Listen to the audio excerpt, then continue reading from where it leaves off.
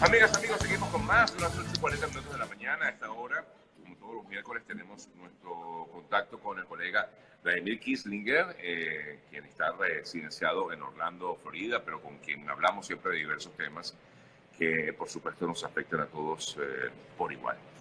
Por supuesto, Vladimir, en principio quiero hablar contigo, conversar contigo acerca de todos estos temas, de todos estos casos de xenofobia que hemos visto en los últimos días, durante esta última semana, por cierto, en lo que se ha vivido en Perú, en algunas zonas de Ecuador, lo que presentaba ayer con el caso de México, donde se evidencia también incluso, se estarían evidenciando hasta torturas a venezolanos allá en México.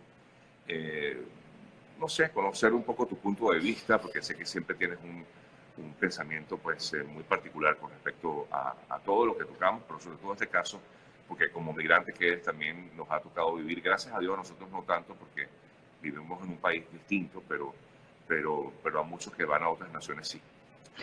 Vladimir, buenos días. Sí, buenos días, Sergio. Por supuesto, encantado de estar contigo, con toda tu gente. Lo primero es agradecerte públicamente como venezolano. ¿Y por qué como venezolano? Porque creo que de los periodistas, de nuestro gremio de periodistas venezolanos, tú has sido quien ha liderado justamente una campaña para dar a conocer, para internacionalizar el problema de la xenofobia hacia los venezolanos. Así que no como periodista, sino como amigo y como venezolano, quiero agradecerte públicamente porque no todo el mundo tiene el cuero para hacerlo. A veces es muy fácil dejar eso a un lado o simplemente llegar al tope de la denuncia, pero no ir a nadar hondo en aguas profundas, y tú estás atreviéndote a nadar en aguas profundas, como por ejemplo la denuncia que a través de ti se pudo conocer en torno a la aberración que significa el tema migratorio en México, algo que nos preocupa muchísimo. Ahora, hay que reconocer lo siguiente: el problema de la xenofobia no es nuevo en el caso venezolano.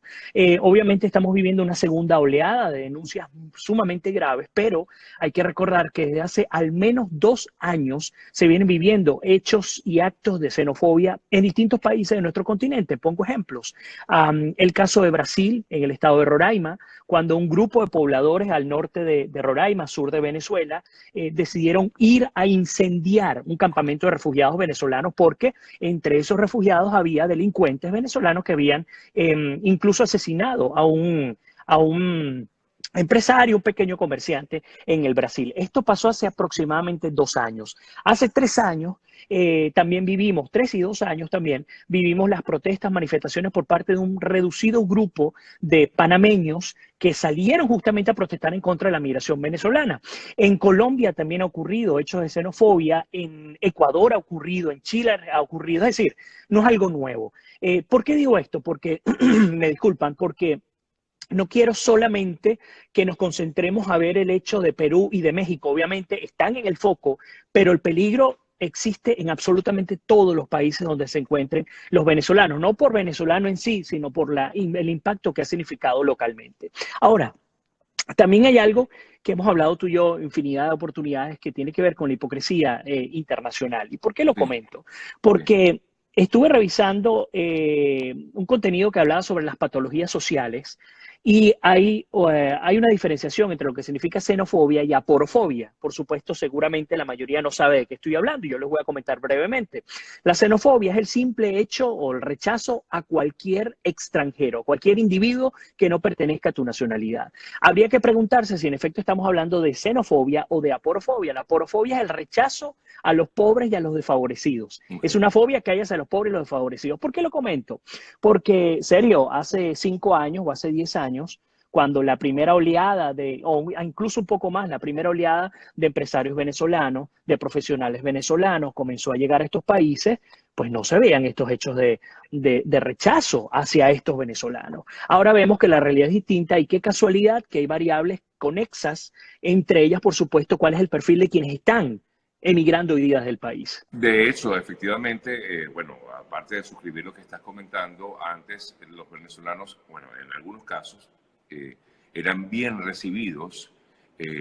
Casos como, por ejemplo, en Dominicana, el venezolano era muy bien recibido, era incluso hasta admirado por su trabajo y el talento, bueno, que todavía, gracias a Dios, conservamos, a pesar de que también ha salido gente con malas intenciones. Igualmente ocurre en el sur, de hecho, en Argentina, quizás es uno de los pocos países donde no se ha visto tanto ese tema xenofóbico, porque el venezolano ha ayudado, ha colaborado también de alguna manera en la economía de ese país. Igual en Chile, claro, hemos visto, como te digo, algunos casos aislados.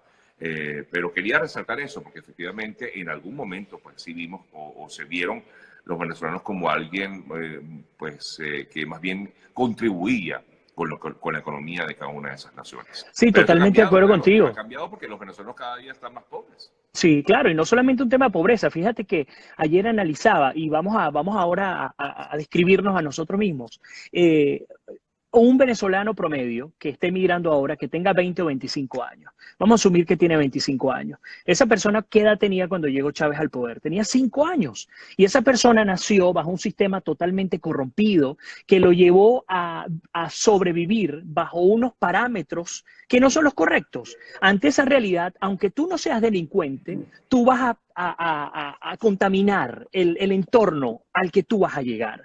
¿Por qué digo esto? Porque hay que diferenciar las manzanas podridas, que son los delincuentes que en efecto están migrando a los países de América Latina, y aquí voy a hablarle a nosotros como venezolanos. Señores, si usted vive en Perú, si usted vive en Argentina, si usted vive en Chile, y usted sabe que en su entorno hay individuos que son delincuentes, usted tiene el deber de denunciarlo. No repita la conducta que ocurrió en Venezuela. No asumamos que porque en Venezuela las leyes no servían para nada o no eran aplicadas, no van a ser aplicadas en el resto de nuestros países. Entonces, nosotros como venezolanos somos los primeros que tenemos que dar el ejemplo. Y el ejemplo hay que darlo eliminando, digamos, el buen sentido de la palabra, las manzanas podridas, pues denunciándolo correspondientemente ante las autoridades. Número uno. Número dos, hay que entender también que en nuestro entorno como inmigrantes venezolanos hay individuos que no son delincuentes, pero que lamentándolo mucho, insisto, están acostumbrados a sobrevivir al modo venezolano, que no es el modo correcto tampoco. Entonces, ¿cómo hacer para incidir positivamente, culturalmente, en esos individuos venezolanos para que se puedan integrar en una cultura donde lo ordinario no se convierta extraordinario para ellos? Y en un tercer lugar, y con esto cierro esta idea, ¿cómo podemos hacer los venezolanos que tenemos un buen corazón y que tenemos buenas intenciones y ganas de integrarnos a las sociedades locales, cómo hacer para dejar bien parados a nosotros como individuos y también a nuestros gentilicios? Es decir, esto es un trabajo que no depende solamente de un presidente, no depende de Martín Vizcarra, no depende de Macri ni de las autoridades solamente, depende de la totalidad de los actores, incluyéndonos a nosotros como inmigrantes. Totalmente, es así. Y de hecho, una de las premisas siempre, cuando mucha gente me pregunta cómo hacer cuando vas a migrar, yo digo, mira, primero tienes que entender bien el sistema en el cual estás manejándote, entender cuál es la cultura en la cual te vas a integrar. Tú no puedes pretender llevarte a Venezuela a cuestas a donde vas a estar. Sí. Por supuesto, no te estoy diciendo con esto que tú vas a olvidarte del país, no, todo lo contrario, pues sigues siendo venezolano, pero tienes que adaptarte a la cultura, a las costumbres, al sistema como tal, a entender los mensajes, incluso la forma hasta de hablar porque podemos hablar el mismo idioma, pero los españoles, por ejemplo, hablan de una forma muy fuerte y a veces a nosotros nos caen mal esos comentarios, y no es que nos caigan mal, sencillamente es su manera de hablar y de expresarse, y así son, y no son antipáticos, o uno dice, son unos antipáticos por decir, ¿no? Son antipáticos porque nos hablan de esta forma, no, es su forma de ser. Sí. Aquí mismo, en la ciudad de Miami, por ejemplo, donde, bueno, tú vives en Orlando, allá hay muchos puertorriqueños, pero aquí hay muchos cubanos, y nosotros hemos tenido que entender aquí, los venezolanos, entender cómo se maneja el cubano, porque el cubano puede de pronto a la primera ser como un poco, sabes, reacio, pero al final es más bien una persona muy cercana, pero tiene una manera de hablar y de expresarse. Muy particular. Tú entiendes, bueno, pero estos cubanos, no, igual dirán ellos de nosotros, bueno, estos venezolanos, ¿sabes? Es eso, yo creo que es una premisa importante, esto que te comento, que de broma, de pronto es el día a día, ¿no? Ahora, esto no te va a gustar lo que te voy a decir, y a los que viven en no. Miami tampoco les va a gustar. Yo que tengo 5 años viviendo en Orlando, bajo Miami y me doy cuenta cómo los hispanos hemos dañado esa ciudad. así como te lo estoy diciendo. Es decir, yo veo cosas que no ocurren aquí, veo vehículos metiéndose por el hombrillo, pitándote, comiéndote la cola, veo huecos en las calles, veo gente vendiendo cosas en los semáforos. Es decir, es es una verdad. pequeña América Latina. Y otra vez vamos al ejemplo, cómo hemos arrastrado con nuestra cultura para mal, no para bien. Ojo, obviamente estoy simplificando el análisis. Los hispanos hemos hecho mucho por el sur Sí, de la sí. Florida y por el estado de la Florida, Claro, claro, pero estoy claro. hablando de un perfil como tal, ¿no? Y eso influye. Ahora, para no desviarnos tanto del tema, porque sé que la gente está muy sentida por lo que está ocurriendo en México y en Perú, una cosa es diferenciar esto que estamos hablando nosotros como el día a día del inmigrante y otra cosa es hablar de violación a derechos humanos de manera sistemática. Si Total. en México se comprueba que lo que están haciendo los oficiales de inmigración en los aeropuertos de México, principalmente en DF, es cierto y depende del Estado mexicano, hay una violación a los derechos humanos. Fíjense qué interesante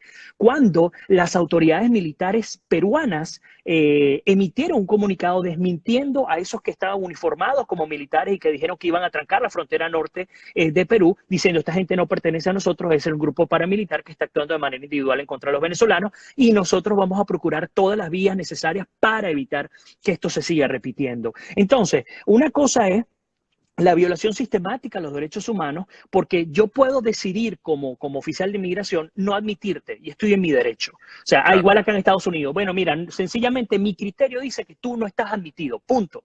Eso está bien, aunque me duela en el alma, Claro, te pero deporto y ya, pero no llegar a exacto, vejámenes. ahí vamos, de allí a la hazaña, ahí es donde saltas al paso de la violación a derechos humanos. Está bien, no me admitas todo lo que quieras, pero ¿por qué estamos llegando hasta estos niveles, no solamente de no tolerancia, sino de saña? Bueno, uno pudiera pensar en las medidas ejemplarizantes, así se llaman, que se aplican a los primeros individuos de un grupo social para que los demás no copien esa conducta. ¿Me explico? Es decir, si yo me entero que allá te están dejando detenido, que te quitan el celular, el reloj, que te golpean, que no te dan comida, que te apagan la luz, bueno, obviamente yo voy a evitar ir hasta ese país. Eso se llama una Claro. medida ejemplarizante, como ocurre con los presos políticos. Entonces, a dónde voy es entender que esto debe ser denunciado. Yo creo que ha sido muy cierto o a ver cómo lo explico, muy positivo el que las autoridades, no solamente mexicanas, sino también venezolanas, se apersonen, aparezcan en México para ver qué está ocurriendo, pero también en Perú. Y cierro otra vez con esta idea,